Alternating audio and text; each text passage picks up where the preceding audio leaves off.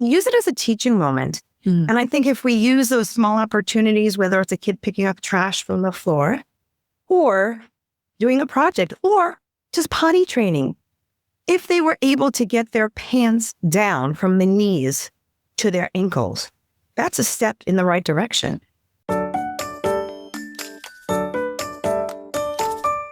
Welcome to Transforming the Toddler Years, the podcast for conscious parents, caregivers, and educators who believe tantrums aren't terrible. They are powerful opportunities for connection, growth, and learning during the first 5 years. You'll explore how to use intentional language to raise calm, confident, and deeply connected kids, because the way we talk to kids becomes how they see themselves and engage with the world. Hi, I'm your host, Cara Terrell, classroom teacher turned parent educator and teacher trainer. Are you ready to nurture your children's mind, body, and spirit? Welcome, Toddler Tribe. Let's transform the toddler years together. Want to raise successful readers and writers? This episode is for you. My guest, Helene Lieberman, is here today. She is a pediatric occupational therapist with over 36 years in the industry. And she's worked in a variety of settings, including hospitals, schools, outpatient clinics, early intervention, and immediate care facilities. And she is a wealth of information about what it means to use your hands and practice moving them in such a way that it sets you up to be a successful writer as you grow and learn. And so we're going to explore that together today in so many ways. Get ready for some mindset shifts, some heart set shifts, and also to dig into the science of the fine motor and gross motor maneuvers that your kids need to be practicing from birth all the way up to school. Helene, welcome to the show. I am so excited to reconnect with you today using your occupational therapy expertise. You're going to talk to us about how to help kids become good, confident writers from birth. I sure will. Well, let's just start with you for a moment, because you have over 3 decades of experience in the world of pediatric occupational therapy and helping educators, helping parents, helping caregivers understand what it means to develop the muscles in our hands and fingers from a very young age. Why does this matter so much to you? Well, because we need our hands for our life. And it's not just about handwriting, which I still think has a very valuable place in our society and is not going to go away. But it's about everything we do. And if somebody just thinks in their head on all the things they did this morning, and like I put on earrings, or I got dressed, brushed my teeth, use my keys to open a door, prepare breakfast, hold a coffee cup, pour from the pot. So these are things that we use our hands for. And we use both hands, and these are fine-tuned pieces of equipment here. And so it's important for them to develop from a young age. It's important that kids are squeezing, pinching, building, holding, not just swiping and swiping, because that is, listen, we all get on electronics, but in order for these hands to work really well, we really need to develop them. It does happen somewhat naturally, but not so naturally, because they need a little bit of a push sometime.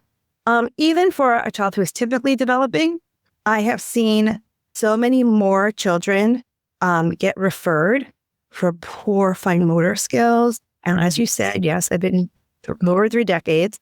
Think back to 25 years ago, 20 years ago, our lifestyles were very different. And we didn't have as many electronic toys with buttons and bells and whistles. We didn't have phones all over the place and iPads. And so the toys that we grew up on, you, me, or even going outside to play, it doesn't necessarily have to be a toy. Those things are really still important. They haven't lost their value. And they're important because we need hands. And without these hands, we are really, can I use a kind of a bad word? I say we're screwed. And if anybody's ever had a broken finger, a broken arm, anything where you don't have the use of a hand, and you're down 6 weeks in a cast, they probably can understand it. And so if we have the hands, even if you have one hand, you really want to maximize its function. Wow. Yes. And it's interesting to me, listening to you talk. I mean, as an educator, I know things like kids who are handed, right? Kids who are primarily right-handed versus left-handed, how the crossing the midline really makes a difference. Can you, and I'm guilty of this, right? I look at an 18-month-old who grabs for something with their left hand over and over, and I'm like, oh, I bet, no, they might not actually be a lefty. Can you talk to us about kind of that hand exploration that kids have in those infancy and toddler years, and one, how we can help them do more of it and what it means? Well, we are all sensory beings, whether we like it or not. The fact that we sit here on this stool or chair, wherever you are, we're dealing with gravity. That's number one. We're moving. So if I do this or this, we're moving. We are feeling things all the time, whether it's a gust of wind or hair on your neck, or, they're crawling and there's carpet or tile. We're feeling things. And I think most people know infants do put everything in their mouth. So the mouth is actually a fine motor piece. And all those tongue movements for speech and for eating and manipulating all the food in the mouth and the different textures is also fine motor. So the sensory piece is super important. And as infants, that's where they explore. So the exploration starts young, when they start reaching for things, when they're given a lovey or some other type of thing, when you're giving them a bath and you're using washcloth or some sort of, soap or whatever you're using, you are definitely giving sensory input to the child. And those are important because those experiences in life are important. Those things then lead to a child reaching out for things. So you were talking about the handedness, and kids are not handed right or left at the beginning, but they do use both hands, and we want them to. We want them to touch the toys. We want them to touch mommy's hair, mommy's face, grandma's glasses, whatever they're reaching for, within safety, of course, because this is how they get that exploration. And if you notice, and I'll pick up just actually because I know somebody who does this with their glasses, my other glasses, I have a lot of them around. If kids are doing something, they're looking, they're opening, they're closing, they're seeing how things work. Their minds are exploring. They don't have the experience yet with these things. So giving those proper experiences are super important too, because that's how they figure things out. And that's how they grow. And that's how they use their hands. Because, as I said, hands are important. We explore with our hands all the time. And giving those experiences from a young age helps set them on the course of hopefully some proper development. Now, we know that there's always some glitches in development in life. Not everybody, of course, says the not only forget about the straight development, because kids all develop at different times. That's a whole other issue. But some kids do have delays, and that does happen. So we always want to give every kid from the beginning, no matter what. There is no harm in giving child exposure and opportunities to touch, to learn, and to really play. Absolutely. And they're so intuitive about it. They know how to guide their own play. So before I go there, this idea of gross motor versus fine motor, it's thankfully become a very mainstream approach, and parents hear a lot about it. Now, I'm not entirely sure if they understand what that means, because a lot of time I hear parents say to me, oh, gross motor means my kids' big body movements, and fine motor means their small body movements. But both are existing within the hand, aren't they? Well, you need those gross motor movements. So the hand has mostly fine motor skills in terms of intrinsic muscles and the ability to manipulate. However, without gross motor skills, these hands don't do the fine motor skills. So if you are thinking your gross motor, like the big muscles, so your arms, upper arms, your trunk, your legs, If you cannot sit upright and you have to hold on to something to sit, you are not going to be able to explore. If you are sitting in a classroom chair and your trunk is wiggly and you don't have that balance in your core and that stability, if you drop your pencil on the floor, you might not feel comfortable to go pick it up because maybe you'll fall out of the chair or, hopefully not. But our sense of staying upright is a stronger sense than picking up that pencil from the floor. So without this ability to move your body, your fine motor skills become delayed. So you really need that development. And you'll see it in typical child development where what are they doing first? They're not writing, doing their buttoning. They are reaching with their arms. They are trying to pull up. They are learning to sit and, keep their core up with the legs stable. They're crawling. They're doing those gross motor things, which are really important to do to help stabilize their body. So then those fine motor skills can develop more smoothly. I love how you framed that because it feels like such permission for all people who are working with tinies, right? We don't have to push them to a milestone. We need to make sure that they are grounded in the skills they need in order to eventually reach that milestone. And it's important to mention also, sometimes when kids are developing another skill, some skills might fall back a little bit. So, they forgot. They're just kind of focusing on something else right now. Now, obviously, you're going to have to watch if that skill doesn't come back. That's going to be a concern.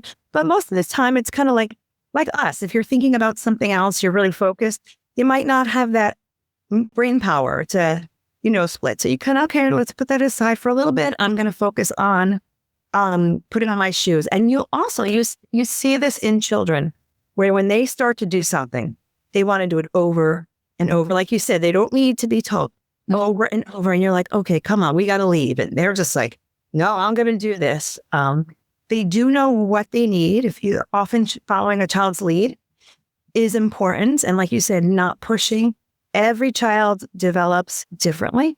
Some walk at 8 months, a little early, but 8th grade. Some walk at 12.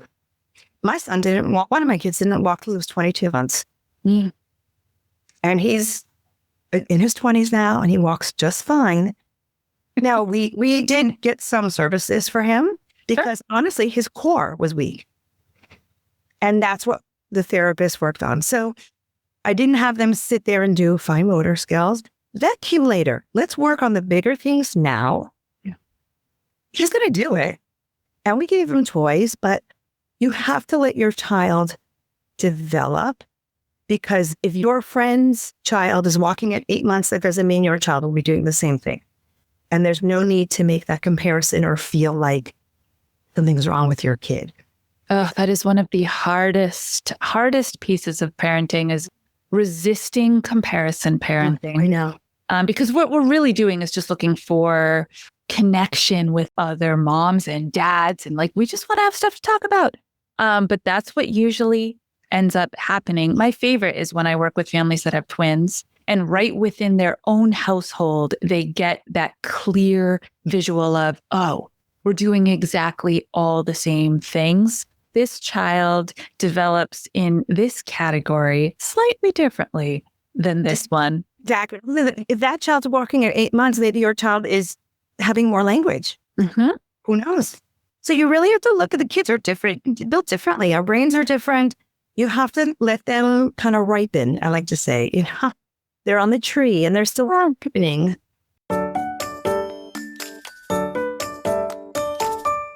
Okay, Toddler Tribe, I'm going to get you back to this episode in just a minute because my guests are awesome, aren't they? Just love it.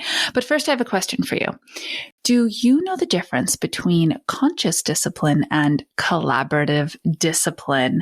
I have a 4 C's of collaborative discipline model, and I would love for you to grab it. It's totally a free resource. Just hit the download button in the show notes, and you'll get a graphic that you can print that walks you through the 4 steps of working with your little people, connecting and communicating, collaborating, and then compromising.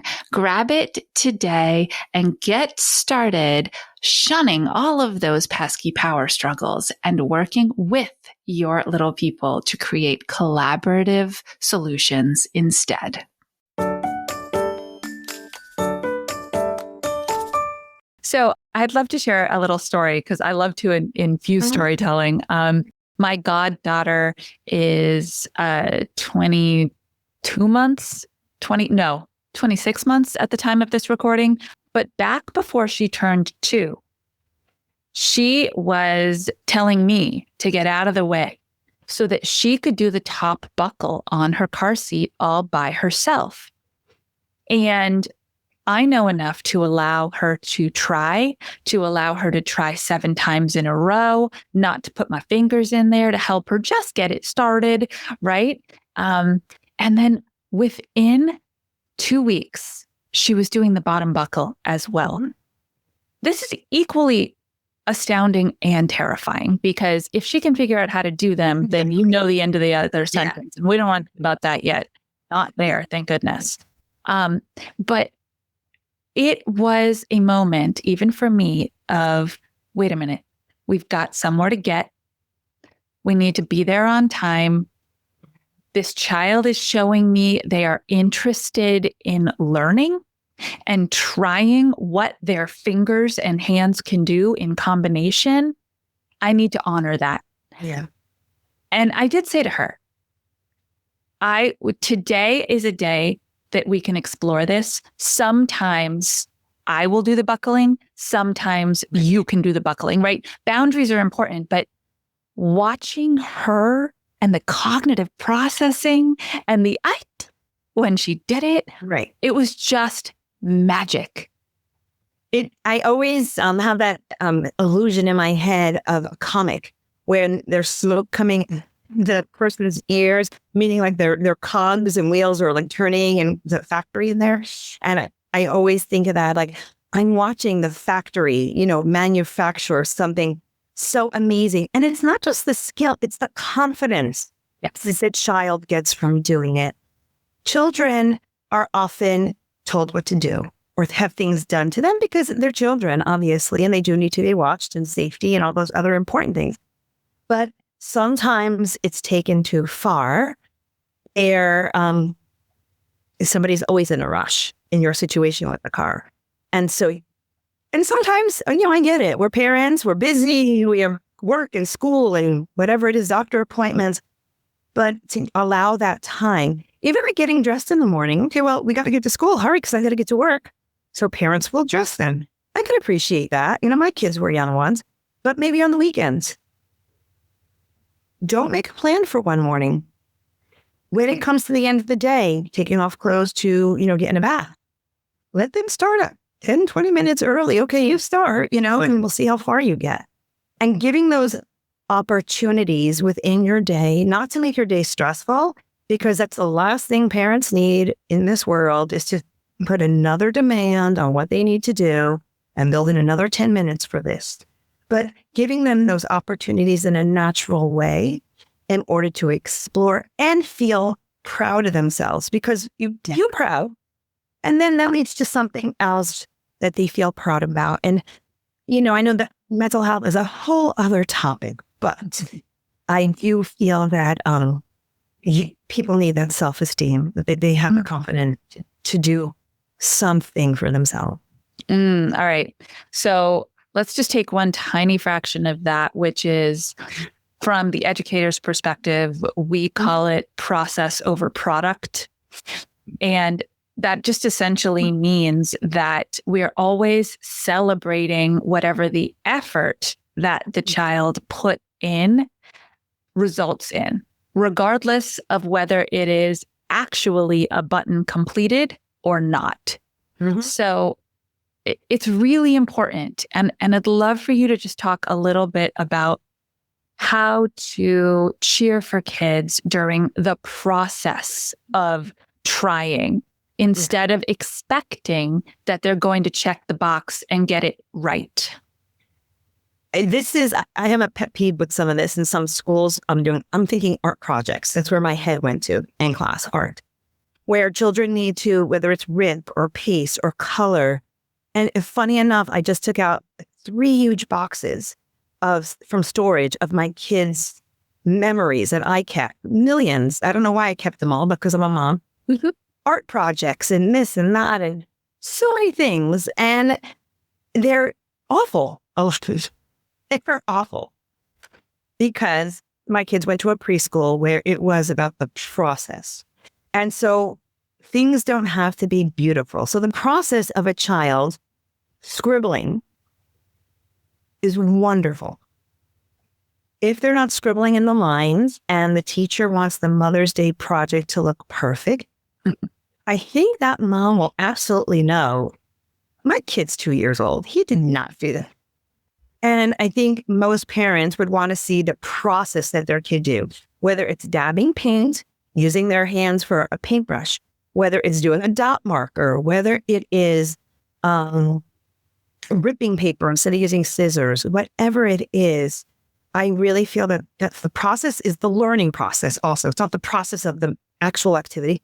It's the learning process, what's happening in their brain. And it's important for those kids to have those moments because one skill builds on another. Mm-hmm. You start, like we're talking, the development, kids are developing. You start somewhere and you move up. And if they don't start somewhere, how are they supposed to get to the next step? Right. So you have to celebrate it. And if a kid puts a dot on the table, or not on the table, maybe, but and maybe on the paper. If it's on the table, we could say, beautiful dot. Let's go clean that up because that's not where it belongs. But I had one of my sons had an amazing teacher, and she taught me a lot. I remember she was very into what initially I called garbage. So if, let's say, and my son would do this, he'd pick up something from the ground. This is what I have right next to me, a hair tie. Okay. And it was dirty because he found it on the floor walking into school. And he'd want to show it to her. And, oh, look, found this great treasure, he would say, right? So she'd look at it. She goes, oh, look, it's a circle.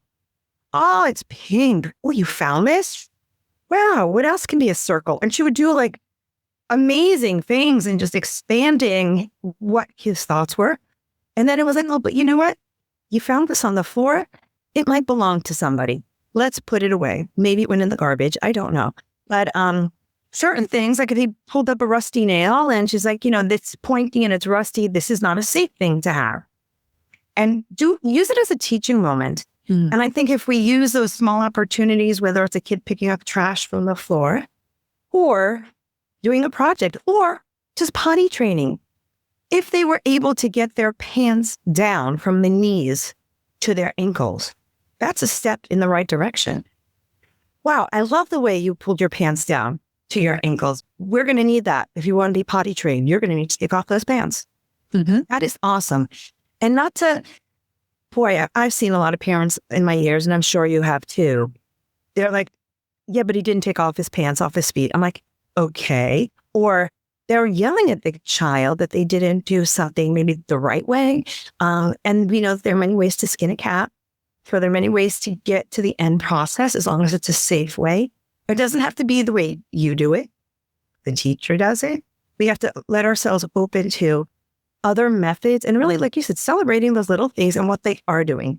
Because if you are told all the time, even as an adult, no, you're like, I give. Right. Like, who wants to hear no all day? Yep, absolutely. Mm-hmm. All right. So with all of this years of knowledge and practice and interaction, you had a big idea. You said, you know what? Writing is important.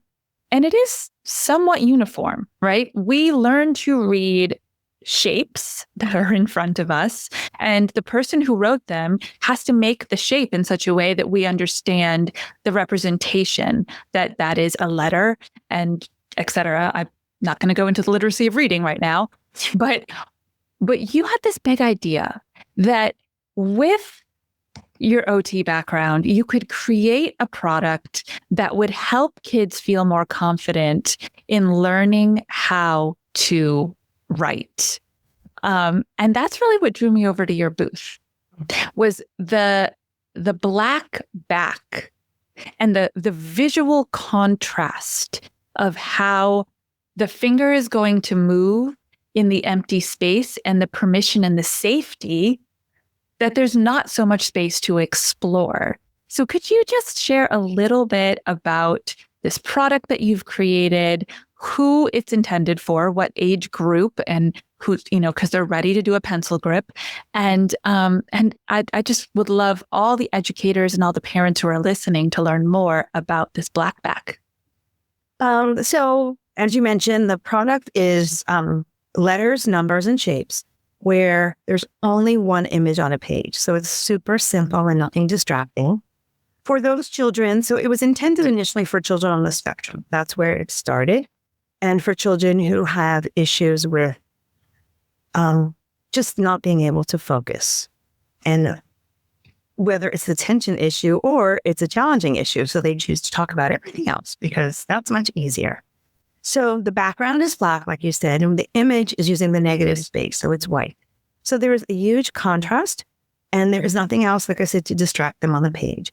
So even if they're at the younger ages and they're not using a writing tool, and they're using Play-Doh to put in the white spaces, if they're using the stamper, little stamping to do in the white spaces, they're seeing what they do in the white space. When it comes to the black space where there is nothing else, they're not getting that visual feedback. So it's not as exciting. Usually when you are making something, you look at the paper, you want to see the result of what you've done. They're not getting that feedback. So they want to stay in that white space, even if it's just scribbling, even if it's just erasing. So the cards are laminated, so you can use dry erase markers. So you would erase it. So their focus is here, not over. Not that we don't have to expand somebody's ability to attend, yes. But for those who are starting out, it's not easy. And we know that kids have short attention spans. That's just the way it is, we can't expect them to sit for a half hour and focus on something. And that's where it started, where really to focus and gain their attention. And then another issue I was having as an OT, because we do get a lot of handwriting referrals, is the ability to make those letters smaller. Again, the finer motor coordination. So they're really having to work in a small area. If you think of as kids get older and they're using notebook paper, their letters are supposed to be in a notebook. And again, you educator for a long time, you see kids writing their name first. Like I saw when I pulled out those boxes, one of my kids had all the letters of his name over one page and all over the place, not even in the right order. And that's okay. So, but as they get older, we need to make it smaller so they could fit multiple letters together, so they could string those letters together to be words. So that's the other part of the program, where it is size. So each letter, whether it's upper or lowercase, each shape, and each number has 4 different sizes. So you can start really big and then move down to get smaller. And you don't have to do it in that stressful way of starting, you have to write this A and it needs to stay on the line. It's like, let's explore the A. So for younger kids too, again, some kids are not ready to write till they're 4 or 5. I've seen kids ready to write it too. That's wonderful, but it's not really expected. And so to give that expectation, and there are some schools who do that, but that's a whole other thing also. So giving that children the ability to explore on a laminated card. So if they make a mistake, that's okay. We're going to erase it. I love that there's one focus. Yeah, I see those books that people get at the dollar store, and there's visuals everywhere. And they're pictorial visuals and they're letter visuals. And then you've got the thing that starts with the letter sitting next to it. And it's just too overwhelming. And, you tapped into 2 very, very important things that have only expanded because of COVID, right? We actually are, and whether they're accurate autism diagnoses or they are simply responding to the lack of skill sets that kids developed over that time period, we're seeing an uptick in diagnoses. And we are also seeing again, due to the increased screen time, an uptick in attention disorders. So it sounds like your product is well suited to support kids. Keep it small, keep it manageable, keep the expectations achievable, and help them feel really successful in each step of this new learning journey. Absolutely. I mean, if you would ask an adult at this age, or our age, I mean, that you need to go on stage and you've never played a guitar before, and in 2 hours, you need to go play a song on the guitar. I would have a mental breakdown. I don't know what's happening. But if you told me that in 2 hours, somebody's going to help you learn a chord on a guitar, I could probably do that. So children also, and adults are so important in guiding the child, because some children do want to do everything. And they think they could do everything, but they're still children, or maybe just what they want to do is way above, what they're capable of now. It's our responsibility to give them those just right challenges so they do feel successful. Once you start overwhelming anybody, a child or an adult, a lot of people just shut down. They're done. I'm done. I'm not dealing with this. Or you get some other responses, especially from kids, not necessarily aggressive, but some kids become comics and they are hysterical and they become comedians, throwing off the whole topic into doing something funny. And that's where you also find some of your class clowns. They are just not able to undo what's being expected of them. So they get funny and it becomes, you could go to the principal's office if they become too disruptive. So giving children the smaller task, the easier task, grading it appropriately to their child's level is so important. And yeah, I don't think writing is a dead art. I know you said that you're not going into the research, but I could say a couple of things. Is that okay? Sure. Oh, so handwriting is linked to literacy also. So it's not just writing, it's linked to reading. People who write by hand, the studies show that they write more and they're more creative. So they're thinking. I think the slower process of writing allows our brain to be creative also. And you remember more of what you write. So in studies with college students taking notes by hand versus typing, the students who had the hand writing remembered more for tests than the typing students. So not just at a young age. At a young age, of course, we want to build that literacy and the ability to really spell. But it's a skill that even as they get older is an important skill. Oof, I'm glad you dropped those 3. That's fantastic.